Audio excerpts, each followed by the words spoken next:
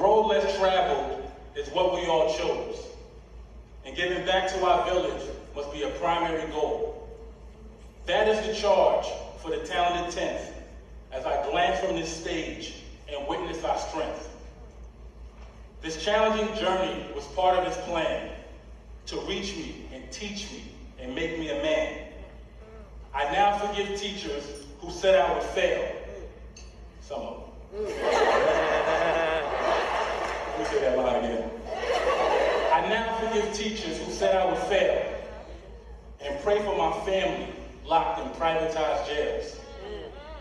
To my fellow scholars scared of the next step, your support is sitting next to you, to your right and your left. My words traveled to the Lord, and he showed me a sign that he may not come when you call him, but he is always on time.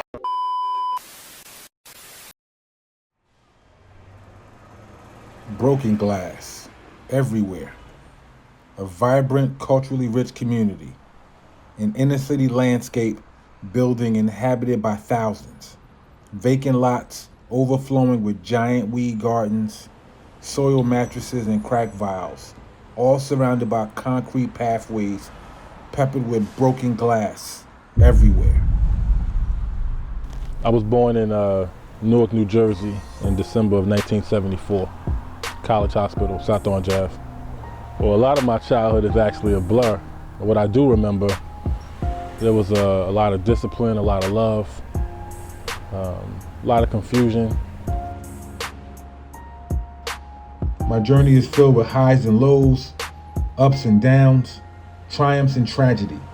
From welfare to the White House, from EBT to the EDD, from having an undiagnosed learning disability to authoring multiple articles and books, from stuttering and being deathly afraid of public speaking to sharing my original ideas across the world. What a journey. And every year of your life is a chapter in your personal story.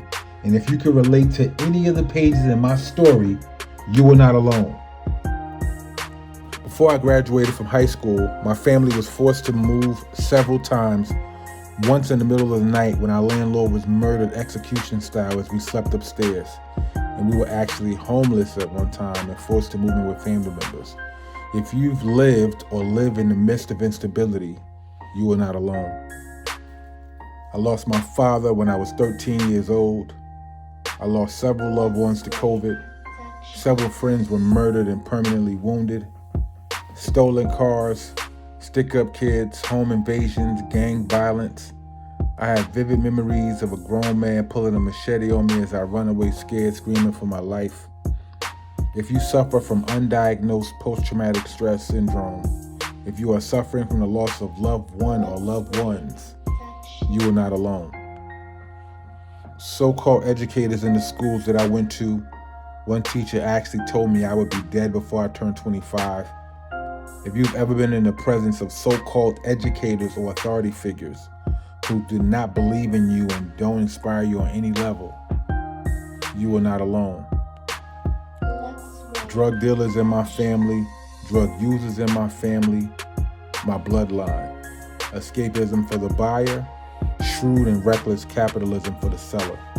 If alcohol or any other drugs have impacted your life in any form or fashion, you are not alone. I stand on the shoulders of Haitian immigrants who came to the States for the American dream and running water. Neither spoke English, but knew education was the passport for all of my personal and professional dreams. If you plan to improve on their legacy, your family's legacy, whatever that legacy is, you are not alone.